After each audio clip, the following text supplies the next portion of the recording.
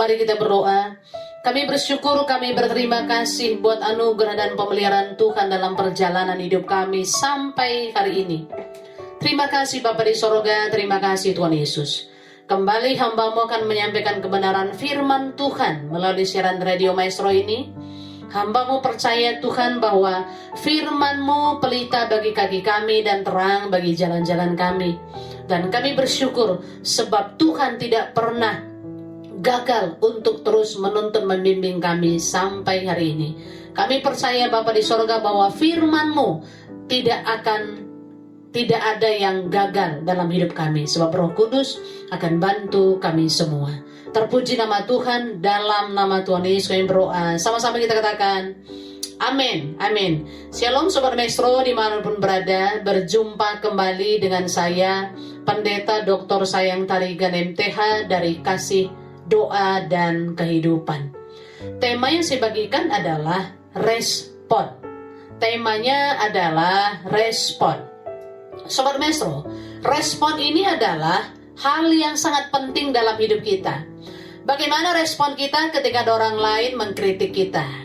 Bagaimana juga respon kita ketika ada orang lain yang memberikan masukan kepada kita? Bagaimana respon kita ketika kita dipuji orang lain? Bagaimana juga respon kita ketika kita mengalami persoalan, masalah yang bertubi-tubi tidak pernah ada ujungnya seakan-akan? Lalu bagaimana juga respon kita saudara ketika ada orang yang menyepelekan kita? Respon itu sangat penting dalam hidup kita. Sebab respon itu adalah menentukan atau mencirikan kedewasaan kita secara rohani, saudaraku semuanya. Mari kita belajar dari kitab 2 Timotius 3 ayat 16. Ayat 16 saja saudara maksudnya. Firman Tuhan berkata begini. Seluruh kitab suci diilhamkan Allah dan bermanfaat untuk mengajar, untuk menyatakan kesalahan, untuk memperbaiki kelakuan, dan untuk mendidik orang dalam kebenaran. Sobat Maestro, 2 Timotius ini berkata bahwa seluruh kitab suci diilhamkan Allah dan bermanfaat untuk, yang pertama adalah mengajar. Kata mengajar diambil dari kata didaskalia. Pengertiannya adalah aturan. Jadi bermanfaat untuk mengarahkan, untuk memberikan instruksi, untuk memberikan aturan. Lalu kata kesalahan diambil dari kata elektos. Pengertiannya adalah diuji keyakinannya. Menyatakan atau untuk menguji keyakinan kita hari-hari ini. Apakah masih tetap keyakinan kita firman Tuhan itu ya dan amin? Atau kita meyakini bahwa pemikiran kita, pengetahuan kita lebih hebat dibandingkan firman Tuhan? Lalu kata memperbaiki diambil dari kata epanortosis. Pengertiannya adalah karakter. Karakter. Lalu kata mendidik diambil dari kata paideia. Mengendalikan nafsu atau emosi. Jadi Sobat Maestro dimanapun berada, firman Tuhan itu bermanfaat untuk memberikan arahan kepada kita, memberikan instruksi kepada kita, untuk menguji keyakinan kita, bahkan untuk memperbaiki karakter kita, dan untuk mengendalikan emosi kita, dididik, mengendalikan emosi kita, mengendalikan keegoisan kita, supaya kebenaran firman Tuhan itu terlihat dari kehidupan kita. Sobat Maestro dimanapun berada, kita harus baca firman Tuhan hari-hari ini. Kita harus baca firman Tuhan, lalu setelah itu kita renungkan firman Tuhan, lalu harus kita lakukan dengan kesetiaan penuh. Roh Kudus pasti bantu saya dan saudara. Mau bagaimana kita mengerti firman Tuhan, orang kita juga tidak pernah baca firman. Mau bagaimana kita renungkan firman Tuhan, kita juga tidak pernah baca firman Tuhan, saudara. Baca firman Tuhan selagi masih ada kesempatan untuk baca firman Tuhan. Karena begini, firman Tuhan itu harus menjadi dasar dalam setiap pertimbangan saya dan Sobat Maestro. Firman-Nya berkata bahwa bermanfaat untuk menyatakan kesalahan, memperbaiki kelakuan. Saudaraku semuanya, kapan hari saya di sekolah, kita itu bercanda sebenarnya. Tapi ada satu kata yang menurut saya itu tidak pantas saya katakan. Itu bukan kata-kata kebun binatang, bukan. Dan kata-kata itu membuat kita di situ semua kita tertawa. Tapi saudaraku semuanya, beberapa menit kemudian Roh Kudus ingatkan saya, kamu salah menyatakan hal itu. Kamu salah mengucapkan kata-kata itu, dan kamu harus minta maaf sama orang itu. Padahal orang itu biasa-biasa saja.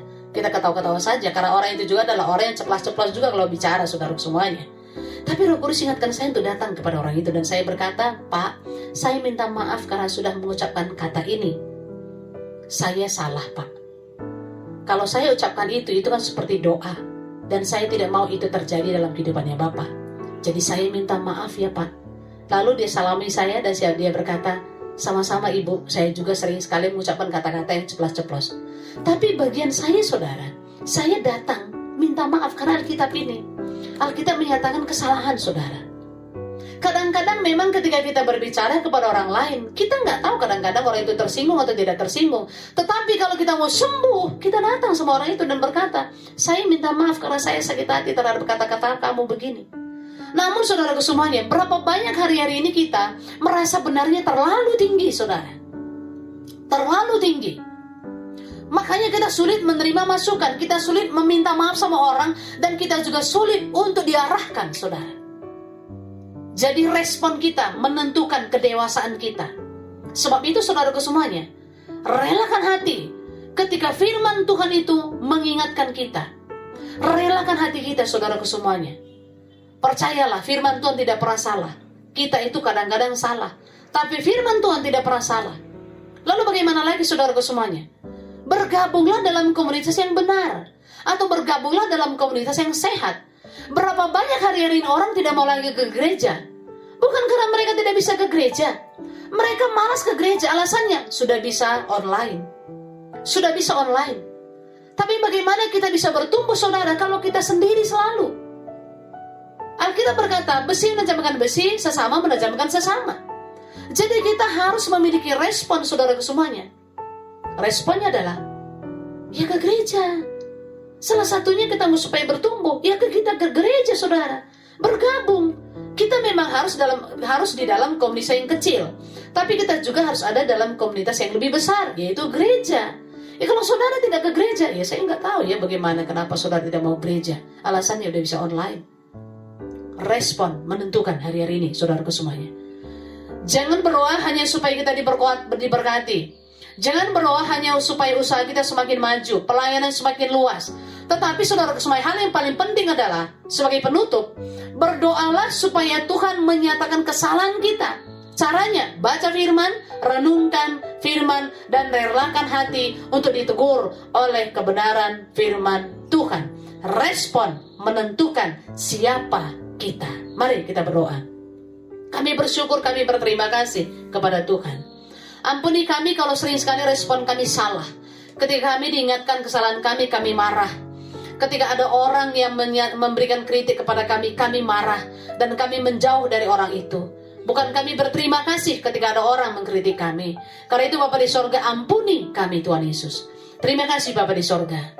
Berkati Sobat Maestro dimanapun berada. Hamba-Mu percaya Tuhan bahwa keadaan Sobat Maestro adalah keadaan yang takut akan Tuhan. Hidup dalam kebenaran. Terpuji nama-Mu. Dalam nama Tuhan Yesus kami berdoa. Sama-sama kita katakan, amin, amin. Tuhan Yesus memberkati. Shalom.